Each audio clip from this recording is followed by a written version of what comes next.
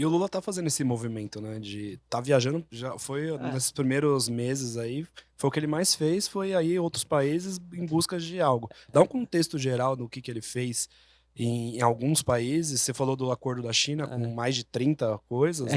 É que acho que você está falando, teve uma diferenciação entre a abordagem do Bolsonaro, né, com relação à política mundial, e tá tendo uma abordagem diferente com o Lula, né? Faz um compilado entre os dois ali, quais foram as diferenças entre eles, assim?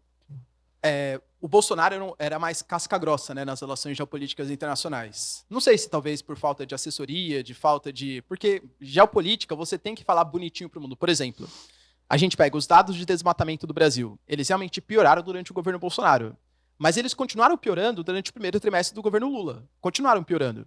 Só que o Brasil hoje, ele é mais bem visto pela comunidade internacional nas pautas ambientais e sociais do que era durante o governo Bolsonaro. Por quê?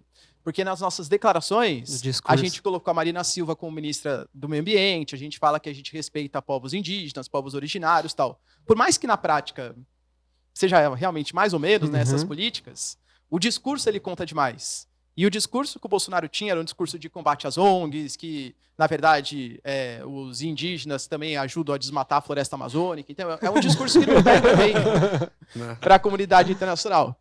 Eu sempre dou exemplo que teve um momento ali da diplomacia brasileira, acho que foi no primeiro ou no segundo ano de mandato do Bolsonaro, que o Macron ele começou a criticar a postura brasileira em relação à floresta amazônica. O que é uma baita hipocrisia dos europeus também, porque não sobra praticamente nada de floresta para eles, né? E eles também são dos países que mais abusam dos direitos humanos, de superexploração de mão de obra no Sudeste Asiático. Faço o que eu digo, mas não faço o que eu faço. Exatamente. Hipocrisia mais uma vez. Hipocrisia sensacional.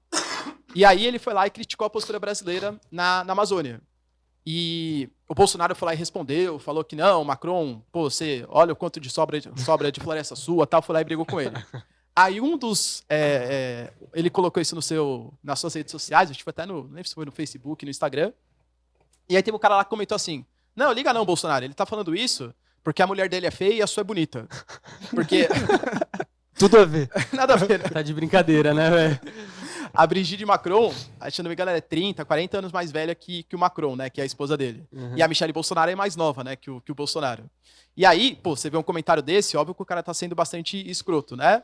O Bolsonaro foi lá e deu um sorrisinho. E fez assim, que deu um positivo. Pô, aí entendeu? já virou uma bagunça. Entendeu? Chega na França, então quer dizer que o Bolsonaro acha que a minha mulher é feia, entendeu? Pô, é óbvio que isso pega mal nas relações geopolíticas internacionais. E o Lula, ele sabe ser mais hipócrita, que o Bolsonaro. Ele sabe jogar mais esse jogo geopolítico do que o Bolsonaro, né? Então, por isso que eu acho que, geopoliticamente, por exemplo, o Brasil, na época do Bolsonaro, ele mantinha relações, não era com os Estados Unidos exatamente, era com o Trump. Tanto que quando o Trump saiu do poder, o Biden entra, muda completamente as relações geopolíticas. E mantinha relações com alguns países específicos, com a Hungria, do Viktor Orbán, com a Polônia, do Duda, com Israel, né, do Benjamin Netanyahu. A gente se isolou bastante.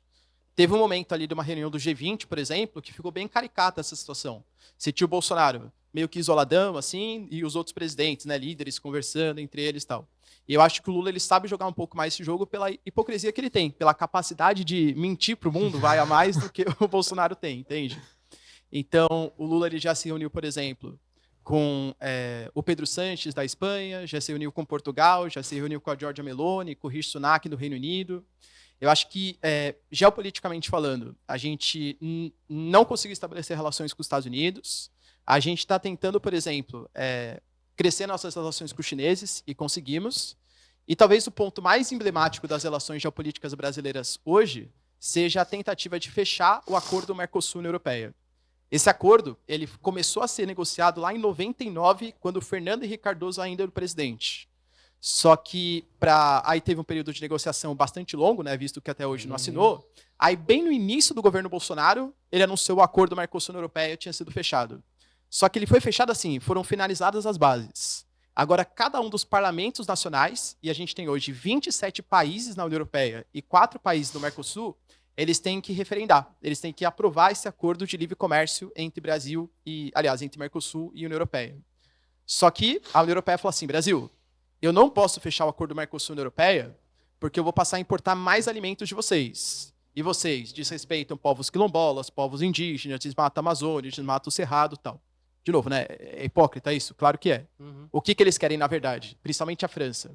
Eles querem proteger o setor primário deles. Eles querem proteger os agricultores e pecuaristas, porque a gente acha que não, né? Mas o Brasil, ele é um dos países com a maior produtividade agrícola do mundo. A gente pega a nossa produção de soja, a nossa produção de carne, por exemplo, é sensacional.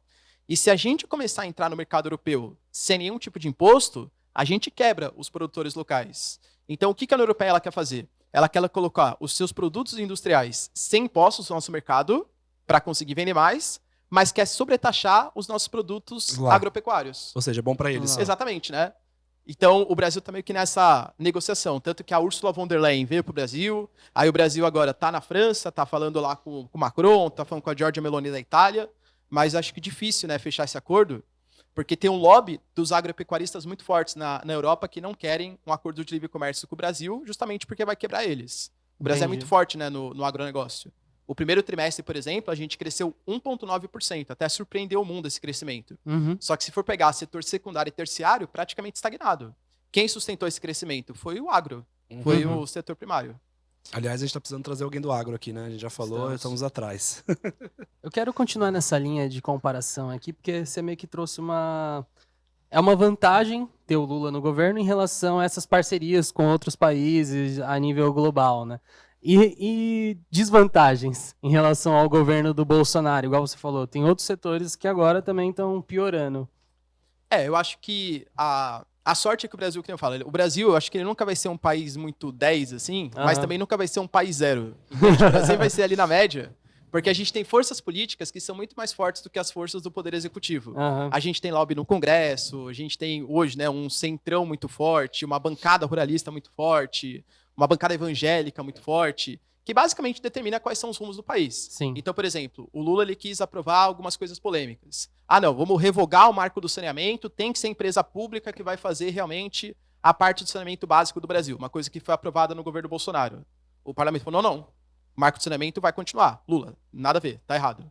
O Lula, por exemplo, queria aprovar um projeto, ele revogou o teto de gastos e queria aprovar um projeto que permitisse ele aumentar os gastos públicos. O parlamento falou, não, você aprova algum tipo de projeto que talvez não seja tão restritivo como o teto de gastos, mas que mantenha uma certa responsabilidade fiscal, se isso também não passa pelo Congresso, entende?